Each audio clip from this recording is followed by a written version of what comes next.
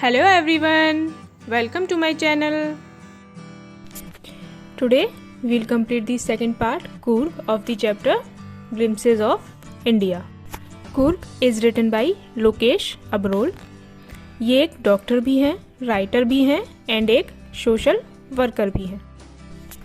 इस चैप्टर में एक जगह के बारे में बताया गया है जिसका नाम है कुर्ग, जो कहाँ है? कर्नाटका में. So it is a name of place. Coorg is the smallest district of Karnataka located between the midway of Mysore and Mangalore. Coorg is also known as Kodagu. So ये प्लेस कैसा है, सराउंडिंग, एनवायरनमेंट किस तरह के इसके लोग हैं etcetera, इन सब चीज़ों के बारे में बताया है ऑथर ने इस चैप्टर में. ओके. Coorg और Kodagu, the smallest district of Karnataka, is home to evergreen rainforests, spices and coffee plantation.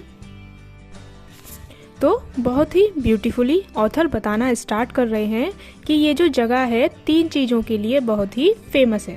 First है इसके एवरग्रीन रेन फॉरेस्ट्स, सेकेंड है कॉफ़ी प्लांटेशन एंड थर्ड चीज़ है मार्शियल मैन यानी कि मिलिट्री मैन. और इसके साथ साथ spices, beautiful women, wild creatures के लिए भी ये प्लेस फेमस है. और इन्होंने इस प्लेस को पीस ऑफ हेवन यानी स्वर्ग का टुकड़ा कहा है. And 30% of land of this district is covered by evergreen rain forest. आगे वो बताते हैं कि यहाँ पर मॉनसून के टाइम बहुत ही कम विजिटर्स आते हैं और राइटर के अकॉर्डिंग यहाँ जाने का जो बेस्ट टाइम है सितंबर से मार्च के बीच है. अगर इस टाइम पर आप जाएंगे तो आपको नेचर को सबसे खूबसूरती से देखने का या नेचर के सबसे खूबसूरत नज़ारे देखने को मिलेंगे और हवाओं में कॉफ़ी की सुगंध भी मिलेगी. उनके कहने का मतलब है इस टाइम पर कुर्ग बहुत ब्यूटीफुल होता है. तो ये बताया है जगह के बारे में. The fiercely independent people of Coorg are possibly of Greek or Arabic descent. Next author वहाँ के लोगों के बारे में बताते हैं. बेसिकली 2 थ्योरीज हैं. फर्स्ट, या तो यहाँ के लोग बिलोंग करते हैं फ्रॉम ग्रीक डिसेंट या second from Arab descent. Descent means ancestry यानी कि या तो अरब के वंशज हैं या फिर ग्रीक के. अब दोनों के लिए उन्होंने अपनी जस्टिफिकेशन दी है. तो कुछ लोगों का मानना है कि अलेक्जेंडर की आर्मी जब यहाँ आई फॉर बैटल तो कुछ लोग यहाँ आकर भागकर यहीं बस गए और यहीं के लोकल वीमेंस से उन्होंने मैरिजेस भी कर ली. और चूंकि अलेक्जेंडर ग्रीक का था तो लोगों ने इन लोगों को ग्रीक एंसेस्ट्री का या ग्रीक का ही वंशज मान लिया. इनके रहने सहने के ढंग, वे ऑफ मैरिजेस बिल्कुल भी हिंदू ट्रेडिशन से मैच नहीं करते हैं और हिंदू से बिल्कुल डिफरेंट था इनका कल्चर. ठीक है. और second, according to second theory क्या था? सेकंड थ्योरी अरब ओरिजिन को सपोर्ट करती है. Cause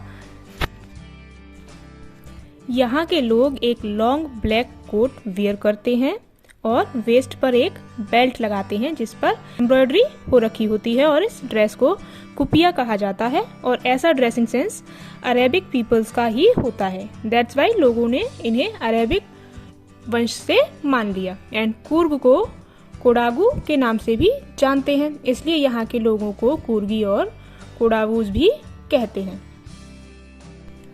Kurgi homes have a tradition of hospitality and they are more than willing to recount numerous tales of valor related to their sons and fathers. Next वो बताते हैं कि कुर्ग के लोग अपनी हॉस्पिटैलिटी यानी मेहमान नवाजी के लिए काफ़ी ज़्यादा फेमस हैं एंड यहाँ के पीपल अपने फैमिली एंसेस्टर्स की वीरता की कहानी सुनाने में बिलीव रखते हैं.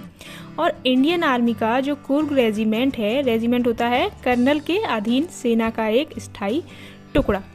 तो जो कुर्ग रेजिमेंट है वो one of the most decorated या सेलिब्रेटेड रेजिमेंट माना जाता है. अब ये इतना स्पेशल क्यों है?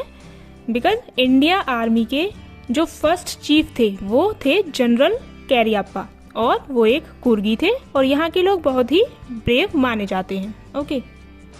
और एक बात, यहाँ के लोग और सिर्फ यहीं के लोग ऐसे हैं इंडिया में जो बिना परमिट के या लाइसेंस के गन रख सकते हैं.